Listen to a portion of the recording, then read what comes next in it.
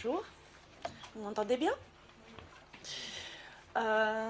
Dominique, je voudrais vraiment te remercier, pas seulement pour ce que vous venez d'exposer, que je pense que c'est vraiment concret, je pense qu'on part bien pour parler de la phénoménologie et de l'existentialisme, mais c'est aussi parce que c'est difficile de voir des praticiens, même en France, c'est ça que je m'attendais quand je suis venue du Brésil, qui vraiment s'utilisent de la théorie et de la méthode Sartre dans la pratique. Tu vois, on voit plutôt où on parle de la politique, où on parle de son relation amoureuse, mais on perd vraiment le contenu de ce qu'il a travaillé, et spécialement quand on parle de psychologie. La psychologie de Sartre, c'est une chose qu'on nous dit, ah bon, il y a une psychologie là-dedans? C'est exactement ça que je voudrais aujourd'hui parler avec vous, mais on va petit à petit. Bon, je voudrais d'abord vous remercier d'être là un samedi matin pour parler de Sartre et accompagnement professionnel. Ce n'est pas tout à fait évident. On doit convenir que ce n'est pas gagné. Quel est le rapport entre ces deux choses? On peut se demander en ces moments, est-ce que je suis vraiment eu raison de venir ou pas, hein? Parce que ça peut être très ennuyeux. Mais non, je ne crois pas. Bon, je voudrais alors, comme vous pouvez bien voir, je suis brésilienne et j'ai un français un peu sauvage. Il n'obéit pas exactement les normes préétablies. Mais si vous ne me comprenez pas, s'il vous plaît, vous me demandez que j'essaie de m'exprimer autrement. Bon, je parle juste un petit peu, me présente un petit peu. Ma formation de base, alors, elle est psychologue.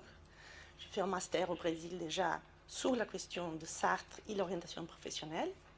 J'ai fait une formation de 5 ans au Brésil avant de commencer à travailler en psychothérapie. J'ai travaillé plus de 10 ans en psychothérapie en utilisant cette approche existentialiste. La formation que j'ai faite, c'était 5 ans sur l'approche existentialiste, appliquée pourtant. Après, je suis venue en France.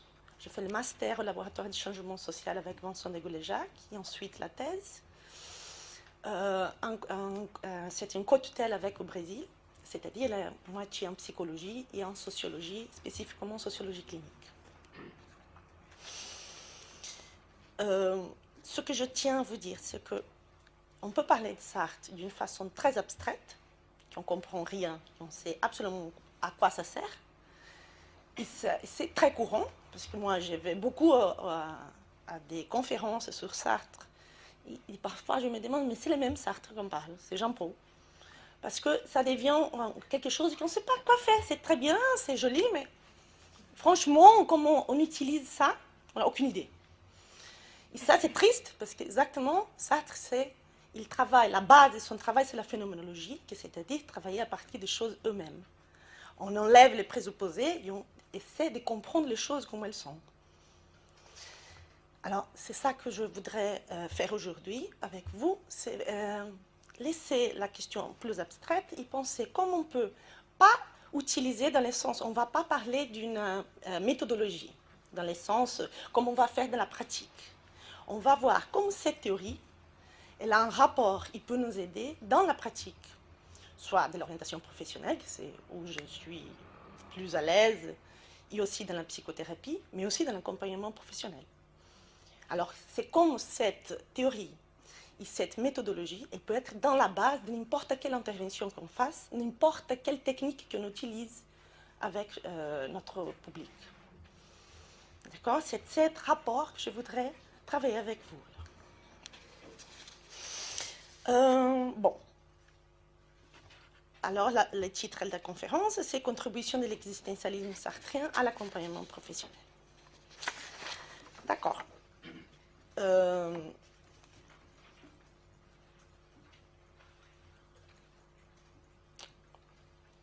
Pour montrer comment il y a un rapport, en fait, je vais vous raconter comment j'ai vu ce rapport. Ce n'est pas moi qui ai fait ce rapport, en fait, c'est Dominique Jaillon qui a fait ce rapport dans son introduction au 12e séminaire ici, de la FAP en 2010-2011. Quand il a fait l'introduction du sujet de ce séminaire, qui c'était à savoir l'accompagnement des processus de construction identitaire. À ce moment, Dominique, dans son intervention, il a posé la question suivante. Pourquoi nous intéresser aux histoires des vies dans le domaine de l'accompagnement? Il a continué en reversant la question. Il nous demande comment peut-on s'intéresser à un autre être humain, vouloir l'accompagner, et ne pas s'intéresser à son histoire et à la manière dont il s'est construit? Il nous interroge pourquoi, en tant qu'accompagnant, je m'intéresse à l'histoire des vies, contrairement à mes collègues, à certains de mes collègues coachs qui considèrent que cela révèle de la thérapie. Vous voyez, il pose des questions très pertinentes. Et qu'est-ce qu'il répond?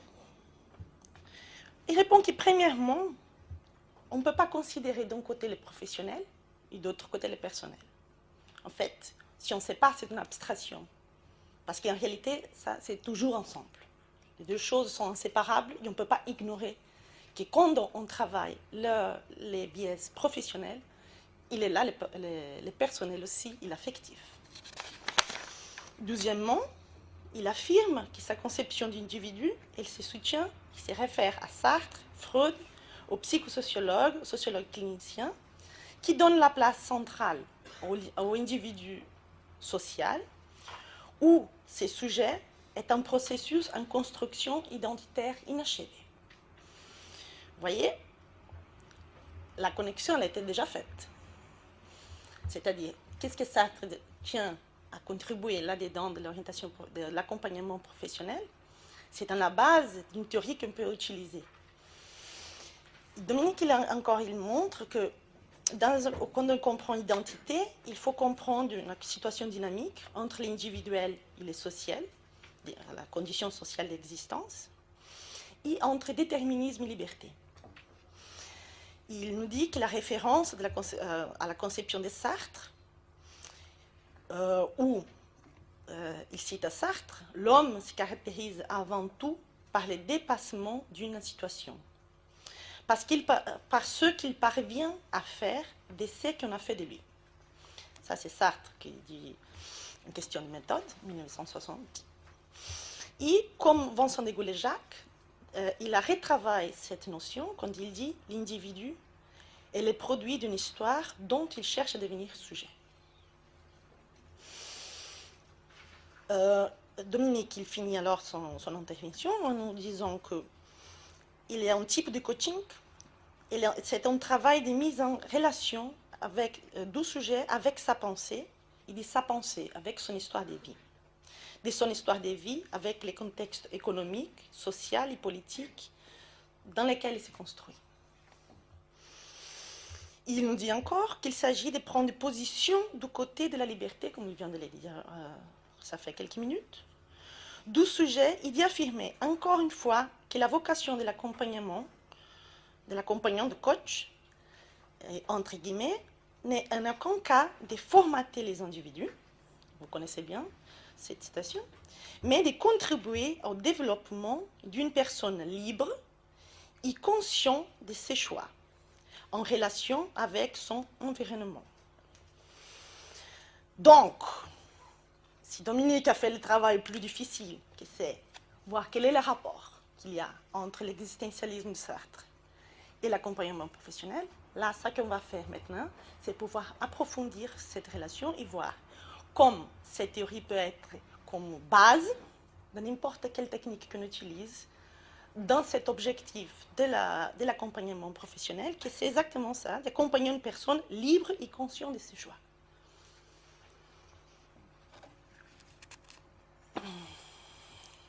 Bon, alors on va voir.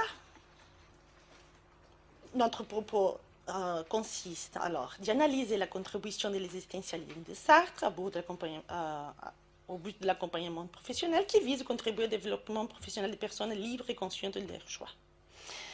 Et là qu'il faut faire attention que libre et conscient de ce choix, ça peut être exactement, il y a d'ailleurs, les discours et les mots qui utilisent tous les discours libéraux.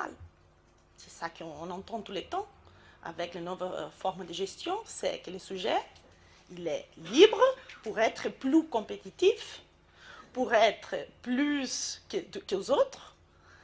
Et pourtant, il est absolument responsable, entièrement responsable de tout ce qui arrive. Ça, c'est l'individualisme qui est dans la base. Alors, il faut faire attention à ce qu'on veut dire quand on dit libre et conscient de ses choix. Parce qu'on peut être en train de dire et de légitimer exactement l'envers qu'on veut dire. Alors, ce n'est pas du tout le cas de Sartre, on peut être très sûr. Ça qu'on veut dire dans ces cas, c'est qu'on veut contribuer pour un accompagnement professionnel sans le réduire à une visée sur des suradaptations face aux pressions des organisations. Merci. Qu'est-ce que ça veut dire alors être libre et contribuer à la compréhension de ses choix? C'est-à-dire des choses extrêmement concrètes, comme par exemple, aujourd'hui, chacun de nous a choisi d'être là. C'est un samedi matin, très joli, il fait beau, mais nous, on est venus. Ça, c'est un choix. C'est un choix très concret, banal, on peut dire, mais ça, c'est rien à voir. Non, non, non. Il n'y a aucun acte qu'on va faire, aucun choix, si on va boire de l'eau, si on va venir, si on va manger, si on va manger ensemble ou pas. C'est déjà, il faut le comprendre, toujours dans un ensemble. On est toujours en construction. Chacun de nos actes nous construit. Et chacun de nos actes a à voir avec tout notre passé et avec un futur qu'on se met et avec toute une situation sociale où on est en série. Où on est. En série, n'existe pas. Bon, c'est ça qu'on va voir au détail. Bon, dans cette perspective, nous trouvons dans l'existentialisme de Sartre, alors, une théorie, une méthode qui permet de soutenir la pratique de l'accompagnement professionnel de façon à permettre d'aller plus à fond dans la compréhension de l'homme libre et conscient, de leurs choix, en tel qu'être historique, dont les social et les psychiques sont inséparables, dont les sujets n'est pas compris dans le sens volontariste, c'est-à-dire on est libre, ça ne veut pas dire que je suis ce que je veux être. C'est pas ça. Sinon, on tombe à nouveau dans la situation libérale. Non, c'est pas ça. Mais en même temps, ça ne veut pas dire qu'on est formaté pour une situation sociale, comme cause et effet. C'est exactement cette attention qu'il faut faire. Et les propos généraux d'aujourd'hui, ce que je voudrais penser avec vous, ça va un peu... vous savez, Sartre, il avait la revue Tempo moderne, Temps moderne, les temps modernes.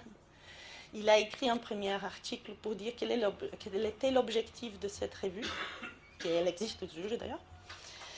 Et dans un moment, il nous dit, nous nous rangeons du côté de ceux qui veulent changer à la fois la condition sociale de l'homme et la conception qu'il a de lui-même.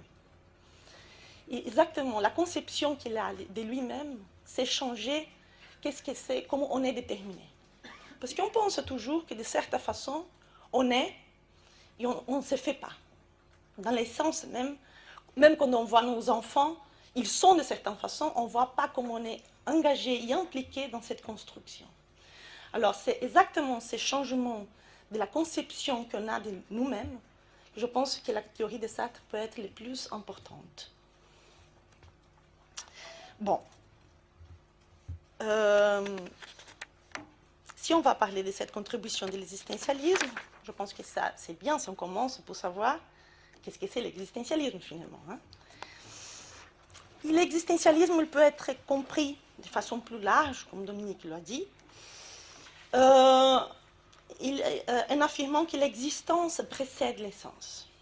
On entend ça plusieurs fois, c'est très courant, mais qu'est-ce que ça veut dire au juste? Ça signifie qu'on existe d'abord dans une situation concrète, réelle, et que dans ce parcours des expériences vécues, qu'on va développer notre personnalité et se singulariser.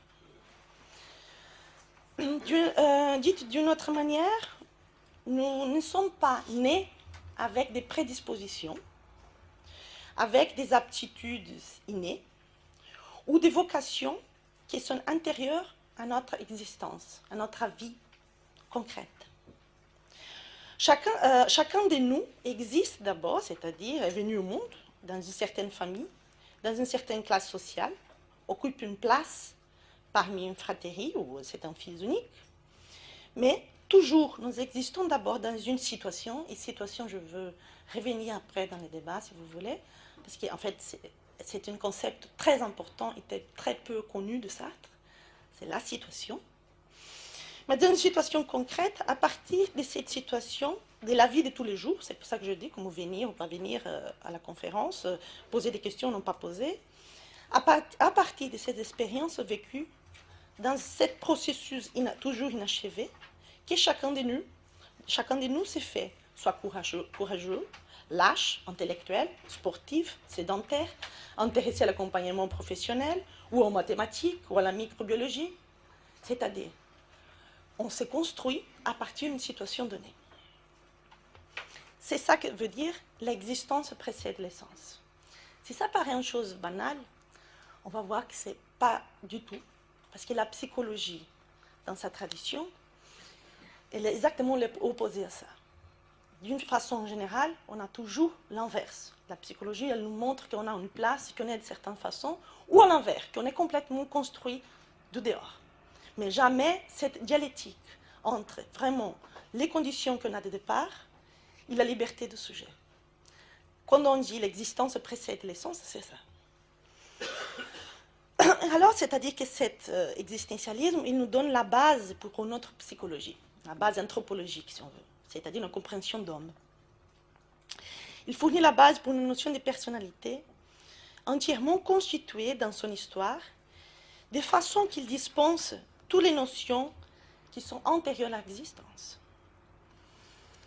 Il fournit, c'est-à-dire la base pour une psychologie antidéterministe. C'est joli le nom, hein? Mais c'est-à-dire quoi?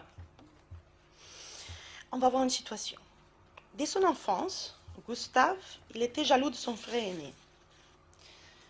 Celui-ci, 9 ans plus âgé que lui, était toujours un élève brillant. Dans son parcours scolaire, il a toujours tous les prix. À l'âge adulte, il a poursuivi la médecine de la même façon que son père. À 27 ans, il avait déjà soutenu sa thèse avec félicitations de jury, tout ce que vous voulez. Gustave, contrairement à son frère aîné, avait rencontré des difficultés déjà dans son alphabétisation, au point d'être considéré par sa famille comme un idiot. Il a eu une scolarité médiocre et jamais s'était intéressé à la médecine. Dans son enfance, il a montré l'intérêt pour le théâtre, mais désencouragé par sa famille dans cette direction, il a d'abord essayé de suivre les cours de droit, juste pour satisfaire les désirs du père. Cependant, sa vraie vocation se manifestait dans la littérature. Finalement, il est devenu l'écrivain de Madame Bovary, Gustave Flaubert. Bon, ça, évidemment, si je raconte la situation comme ça, c'est dans une perspective naturaliste et essentialiste. Pourquoi? Parce qu'il va dire qu'il y a une essence de Gustave qui est antérieure à sa vie, qui lui, il a certaines essences que ce n'est pas du tout celle de son frère aîné. Chacun est venu avec certaines choses qui sont antérieures à une existence et que va se manifester dans certaines familles. Mais bon, c'est avec lui que ça s'est venu. Ça, c'est exactement une notion naturaliste ou essentialiste de la personnalité. C'est-à-dire, l'histoire de Flaubert, elle est racontée de cette manière, factuelle. Elle sert de cette manière, c'est racontée de cette manière, pour valider l'ancienne théorie des aptitudes. Il argumente que la vocation de Flaubert pour la littérature ne pourrait venir que d'une prédisposition innée, une fois que Gustave, tel comme son frère Achille, a retrouvé les mêmes conditions sociales, dans la même époque, dans l'intérieur de la même famille. Cependant, un frère a eu la vocation pour la médecine et l'autre pour la littérature. C'est pas comme ça qu'on comprend les choses. Quand on regarde nos enfants, ils sont différents, on ne se dit pas que ce n'est pas la même chose. Parce qu'en fait, c'est culturellement, on a ça. On pense les choses d'une façon essentialiste. On n'arrive pas à comprendre comment, mais pourquoi que Gustave Flaubert, c'est fait Gustave Flaubert. C'est évident qu'il est un génie. C'est évident qu'il a quelque chose que les autres n'ont pas. Ou pas. On ne se dit pas ça. Quand on travaille avec les gens, avec nous, on accompagne, ils ont certaines vocations. On ne se dit pas, oui, mais il a quelque chose, c'est à lui. C'est très difficile de sortir de ça, mais ce n'est pas par incompétence. C'est parce que culturellement, la psychologie qui est dans la base, c'est toujours une psychologie essentialiste, naturaliste. Et de cette façon, on ne se rend pas compte, mais on aide la personne à chaque fois, à chaque fois plus. En orientation professionnelle, c'est une pratique. On va chercher quoi? Quelle est la vocation pour savoir quelle est la profession plus adéquate? Alors, c'est là, comme réaction à cette thèse déterministe, qu'on rencontre la thèse antinaturaliste de Sartre, il répond comment à cette, il s'oppose comment à cette notion. Il dit, si on comprend l'histoire de Flaubert, des deux frères, Gustave et Achille, de cette manière, ce serait revenir, je cite, une fois encore, malgré tous les efforts, à l'atomisme social. Il y a des natures. Différemment douées, Lazare aurait comblé les fils aînés de Flaubert des mêmes dons que son père. Toute l'histoire de la famille viendrait de là à faire des globules rouges, des matières grises. Qu'est-ce qu'on perd? L'histoire. Qu'est-ce qu'on perd? L'implication. Qu'est-ce qu'on perd? Comme on contribue à construire les autres, et comme les autres contribuent, comme on est engagé avec l'existence des autres, comme ce qu'on fait nous construit, mais construit les autres aussi. Qu'est-ce qu'on perd? Le rapport entre l'histoire générale, sociale qu'on est, et nous. C'est exactement ce que l'individualisme fait. C'est justement contre la naturalisation de la personnalité, qui considère la vocation comme quelque chose d'inné, indépendant de la vie des relations et l'histoire, que l'existentialisme sartrien s'affirme. Il propose non seulement une théorie, qui donne la base à cette psychologie non déterministe, mais aussi une méthode qui a le but de comprendre ce qu'on a fait de nous et ce que nous avons fait de ce qu'on a fait de nous. Vous connaissez bien cette phrase, la plus connue de Sartre. L'ambition de l'existentialisme de Sartre est de comprendre alors les processus dialectiques de la construction humaine jusqu'à la racine. Et là, c'est qu'il faut faire attention, parce que l'existentialisme, s'il ne perd pas la dimension socio-historique de la personnalité, il ne réduit les sujets en simple effet de ces déterminismes socio-historiques non plus. C'est-à-dire, on n'est pas ce qu'on veut, mais on n'est pas non plus déterminé de l'extérieur. Il affirme que ce qui caractérise la réalité humaine, c'est justement le dépassement concrètement vécu de la diversité matérielle, historique et sociale, vers un futur singulier, singulièrement élu, que c'est le projet, à partir des conditions socio-historiques établies. C'est-à-dire, on a toujours une réalité matérielle historique, toujours. Il impose toutes les adversités, mais il y a toujours la liberté humaine, il y a toujours cette dialectique. Et c'est toujours là-dedans qu'on se construit à chaque action. En ce sens, la très célèbre formule de Sartre, l'important n'est pas ce qu'on fait de nous, mais ce que nous faisons nous-mêmes de ce qu'on a fait de nous, condense une problématique du conditionnement du passé, de la matérialité, de la fonction des autres et de l'homme comme sujet face à ces déterminismes. Bref, cette formule, il indique une théorisation de la problématique de la liberté humaine face à déterminants. Il apparaît comme la synthèse d'une théorie et d'une méthode. Bon, c'est-à-dire, il y a une méthode existentialiste, qui si la théorie est déjà peu connue, vous imaginez la méthode qu'il applique.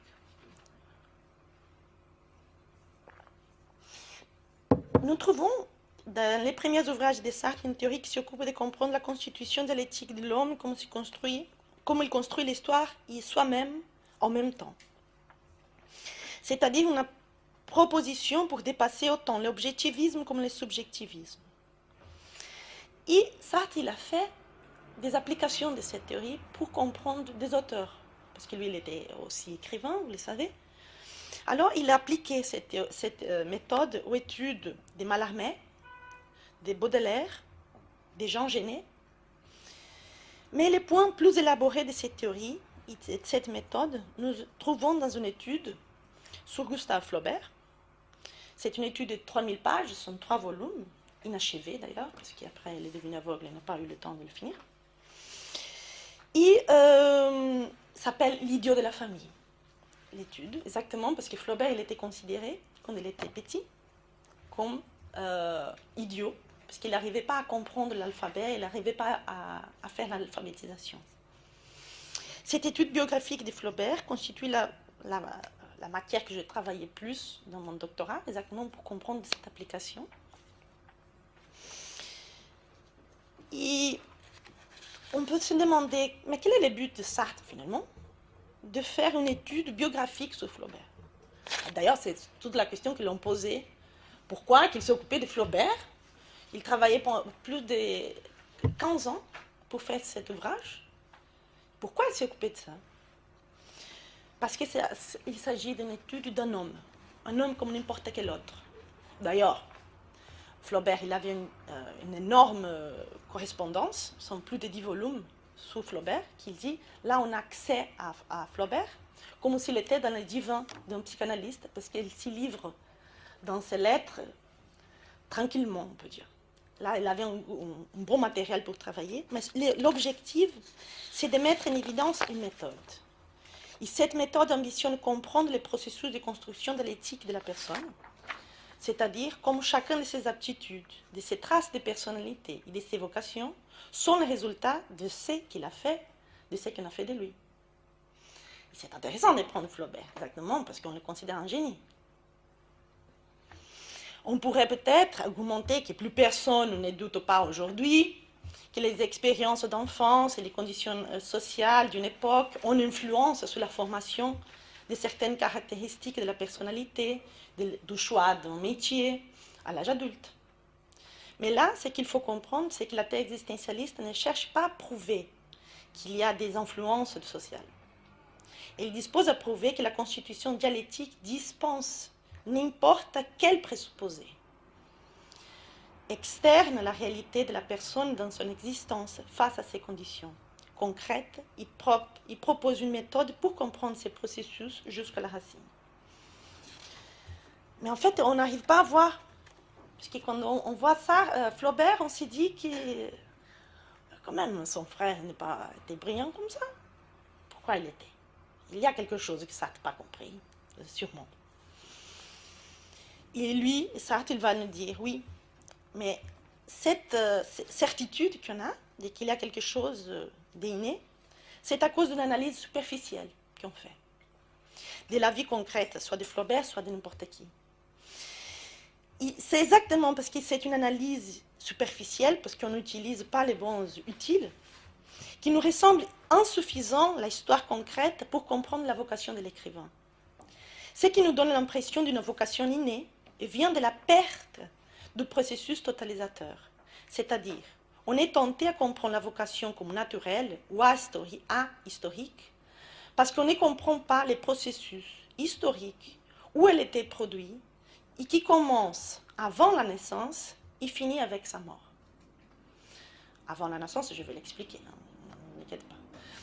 Autrement dit, en regardant spécifiquement l'histoire de Flaubert, cette vocation semble un fait isolé, absurde et indépendant de sa vie de relation. Pour dépasser cette erreur naturaliste, il faut comprendre les processus totalisateurs, où aucun de nos actes est gratuit, où tous sont significatifs dans un ensemble, et seulement en apparence, ils sont isolés. Ok. Qu'est-ce qu'elle propose de cette méthode alors? Elle considère les sujets comme un universel singulier. Je cite, « C'est qu'un homme n'est jamais un individu, il voudrait mieux l'appeler un universel singulier. Il réclame être étudié simultanément des deux bouts. Il nous faudra trouver une méthode appropriée. » C'est-à-dire un singulier universel singulier, c'est-à-dire on a individuelle, dans le sens qu'on est unique, mais dans une situation où on ne se construit pas toute seule. Et on construit les autres aussi dans un univers. C'est cette dialectique qu'il faut comprendre. C'est-à-dire l'individu et l'universel. L'individu et son époque. L'individu lui-même, qui s'y construit l'époque en même temps. Et pour ça, ils ont dit alors qu'il faut l'usage de deux méthodes qui, supposément, sont inconciliables, que c'est la méthode marxiste et la psychanalytique. La marxiste, elle nous dit, elle est nécessaire pourquoi? Parce qu'elle est indispensable, dès le début, il faut situer la personne dans son époque, dans ses conditions matérielles, sociales, c'est-à-dire dans sa situation socio-historique, sociologique. Par exemple, si on prend aujourd'hui, on ne peut pas considérer la situation d'une personne sans considérer toute la situation socio-historique qu'il connaît. La situation du chômage, la crise, tout ce qui est en train de se passer. Ce n'est pas des détails, ça c'est constitutif de la situation de la personne. Mais, d'ailleurs, ça c'est les premières approches qu'il faut faire dans ce sens, une approche marxiste, c'est-à-dire considérer toute la situation sociologique. Mais la psychanalyse, elle est aussi indispensable parce qu'elle a le but de comprendre la situation vécue, c'est-à-dire comprendre les points de vue du sujet. Cependant, il faut noter que la psychanalyse en question, ce n'est pas la psychanalyse de Freud. C'est la psychanalyse que Sartre même a développée dans l'être lénien, c'est-à-dire en 1943, et qu'il avait appelée psychanalyse existentielle. Cette psychanalyse, elle se caractérise d'abord pour comprendre les sujets comme un processus totalisateur. Je reviendrai, mais si on a le temps. Elle ne comprend pas la sexualité comme une intervenante privilégiée a priori. C'est très important. On ne peut pas ignorer la sexualité, sûrement, mais ce qu'elle va dire, c'est qu'on ne peut pas la considérer l'intervenante principale a priori. Il faut d'abord voir la situation. D'ailleurs, on ne peut pas dire qu'aucune variable va être la variable plus indépendante sans cette observation rigoureuse de la situation. Il ne travaille pas, et là c'est évidemment où les grandes discussions, avec la notion d'inconscient en telle qu'une instance qui détermine la vie consciente. Il va travailler, alors il va développer la notion de personnalité, de l'ego comme transcendant. Il y a d'ailleurs son premier ouvrage théorique qui s'appelle La transcendance de l'ego, où il va montrer que l'ego, la personnalité pourtant, elle est construite à partir des actions dans la réalité matérielle, et qu'il se construit dans un processus où de la conscience irréfléchie, c'est-à-dire spontanée, et après la conscience réflexive. J'y ris parce que ça semble une chose absolument abstraite et absurde, mais elle est très concrète. On verra un peu plus détaillé après. En tant qu'approche compréhensive, cette méthode, alors, elle propose une démarche qui ne suit pas l'ordre chronologique. Elle part des deux états du sujet qui semblent paradoxaux. Entre deux états, le processus de changement de l'un à l'autre n'est pas évident, ni au niveau du sens commun, ni pour la personne elle-même. C'est justement le processus de changement du sujet qui exige une investigation compréhensive. Par exemple, comment Flaubert, qui, quand il était petit, a eu des graves difficultés d'alphabétisation et qui était considéré par sa famille comme un idiot, est devenu l'auteur de Madame Bovary. Et là, Sartre, je cite, il dit « Il faut comprendre cet scandale, un idiot qui est devenu génie. » Donc, quelle est la proposition sartréenne pour comprendre ce que Flaubert a fait de ce qu'on a fait de lui?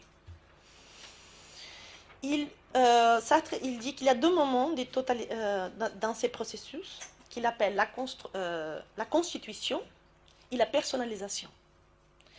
La constitution, c'est-à-dire ce qu'on a fait de nous, et la personnalisation, qui va être ce qu'on a fait de ce qu'on a fait de nous. Là, on va voir un peu qu'est-ce que ça veut dire. Ce qu'on a fait de nous. Je disais avant, on commence à être fait avant notre naissance. Pas pour les gènes, mais pour la matérialité, pour la situation sociologique où on va venir. Chaque personne occupe une situation toujours singulière qui commence à conditionner ses possibilités déjà avant de venir au monde. Ce sont les conditions sociales, matérielles d'une époque, d'une position sociale, qui constituent toujours une situation singulière, parmi certains d'autres qui ont eux-mêmes leur propre histoire, leur famille d'origine, leurs projets. Cette situation intérieure à notre existence, où nous commençons déjà à être faites, Sartre est nommé des préhistoires. Par exemple, cette préhistoire chez Flaubert, pour montrer ça, Sartre dédique plus ou moins de 100 pages pour l'étude, par exemple, de sa mère. C'est qui sa mère? Ce sont 200 pages qu'il va dédier à comprendre. Pourquoi? Parce qu'il faut comprendre cette préhistoire. Quand on arrive, on a des déterminants déjà. Nos choix, non est n'importe quel. On va avoir certaines possibilités et pas d'autres. Ils sont des possibilités matérielles, sociales, mais humaines, si on veut comprendre, parce que ce n'est pas fils d'une mère, c'est de cette mère-là. Et qui est cette mère-là? À quel moment de sa vie il va voir Gustave? Ça va composer. Comment c'était son rapport avec son mari? Comment était la situation familiale au moment que Gustave est né? Tout ça commence à composer une préhistoire qui c'est matériel, mais pas seulement. Vous voyez, elle est historique, elle est culturelle, elle est vécue pour les autres qui la composent. Alors, il va alors faire étudier qui est sa mère, l'histoire de cette femme, orpheline depuis son enfance, du père de Flaubert, les premiers médecins d'une famille de paysans, vétérinaires, du frère aîné, toujours un élève brillant. Il fait toute une étude de l'époque pour montrer alors les spécificités. Qu'est-ce que c'est vraiment une préhistoire? Comme la matérialité commence à nous faire dès qu'on arrive.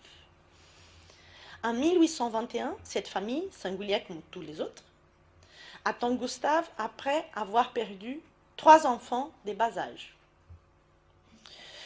On doit attirer l'attention que seulement, déjà, pour la description de la préhistoire de Gustave, il n'a pas né encore, déjà met en évidence que les conditions que Gustave a eues et que son frère aîné a eues sont entièrement différentes.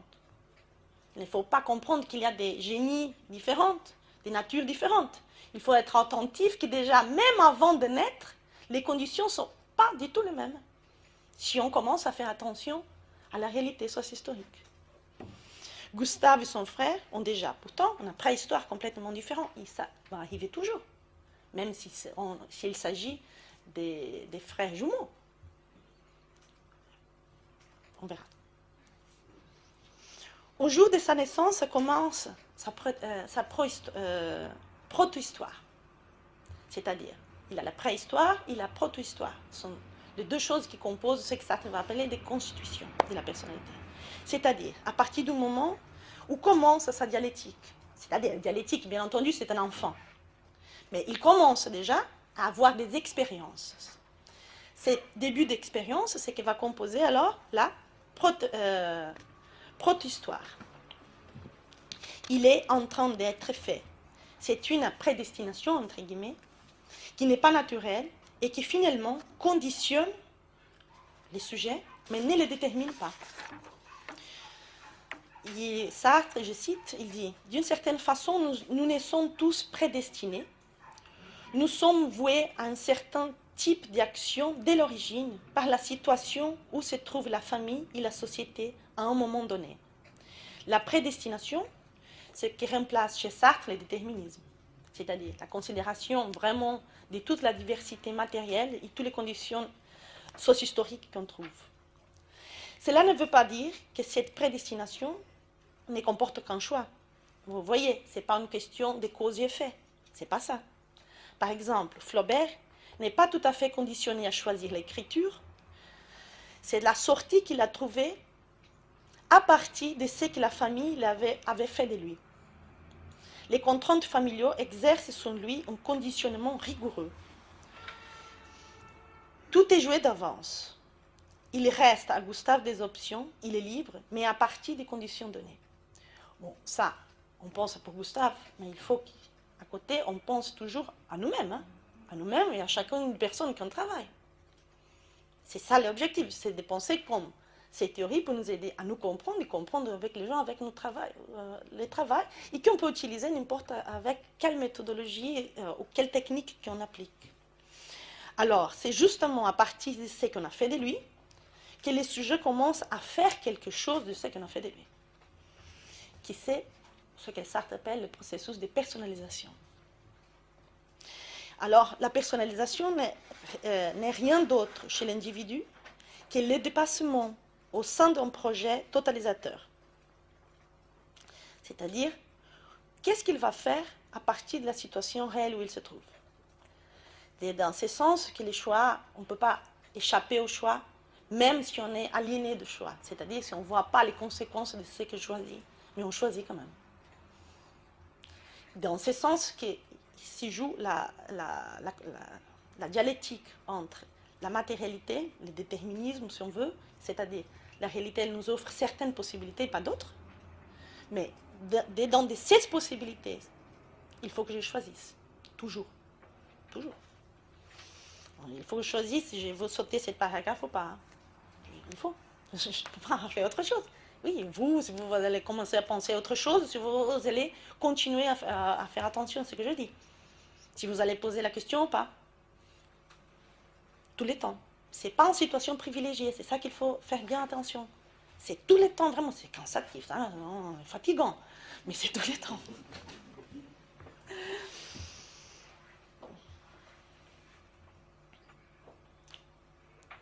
En ce sens que nous trouvons aucune conduite d'une personne, si complexe ou si banale qu'elle puisse paraître, qui ne soit pas originellement le dépassement d'un déterminisme intériorisé. C'est-à-dire que l'existence vient avant de l'essence. On choisit toujours, mais à partir de certaines conditions.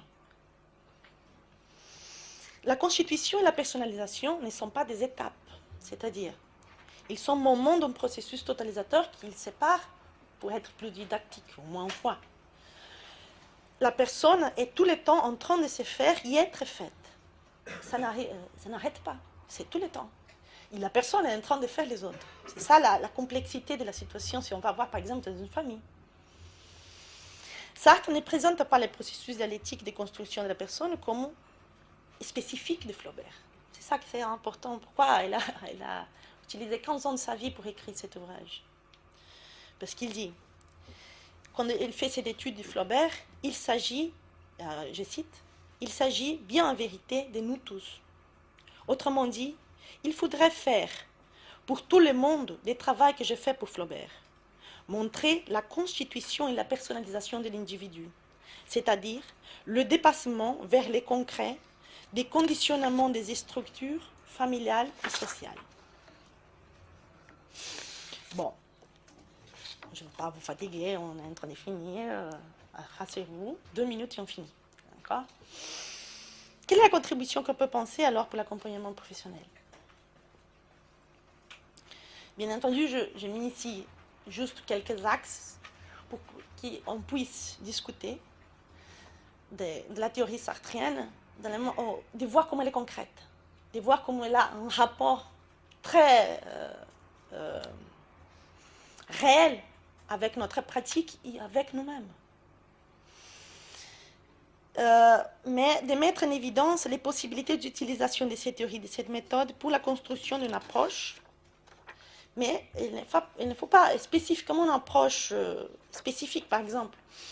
Vincent de Gouléjac a développé beaucoup de techniques pour travailler l'histoire des vies. Comment on peut utiliser cette technique, par exemple? On peut utiliser avec cette base théorique et on va faire d'autres compréhensions que si on utilise la psychanalyse freudienne, par exemple. Nous trouvons chez Sartre des outils pour penser questions fondamentales qui se posent à l'accompagnement professionnel, notamment les enjeux entre les déterminismes, la vocation et l'histoire. L'accompagnement professionnel peut se soutenir dans l'approche sartrienne si se propose à aider la personne à dénaturaliser sa personnalité en comprenant son processus historique de façon à lui permettre de comprendre comme ce qu'elle est aujourd'hui, c'est le résultat de son processus vécu. Il choisit à partir des situations socio-historiques et réelles qui composent sa situation. Ces dénaturalisations supposent de mettre en évidence la situation de la personne, c'est-à-dire sa préhistoire, sa protohistoire, sa personnalisation. C'est comprendre ce que les autres ont fait de lui, que les conditions socio-matérielles lui étaient imposées comme possible, mais aussi ce qu'elle a fait à partir de ça. Cette approche permet de remplacer la profession, de cette manière, dans la dialectique de la constitution et personnalisation. Cela signifie que l'on considère les trajets professionnels comme un état indissociable de l'ensemble de la personnalité et de son avenir, et qui permet de cette façon d'envisager la profession comme une manière de faire quelque chose de ce qu'on a fait de nous, et en même temps d'intervenir dans la constitution de l'être des autres, c'est-à-dire de comprendre l'engagement qu'on a avec nous-mêmes et avec les autres, et avec l'histoire pourtant. C'est pour ça, à ce moment, j'ouvre pour pouvoir discuter avec vous. Je vous remercie de l'attention.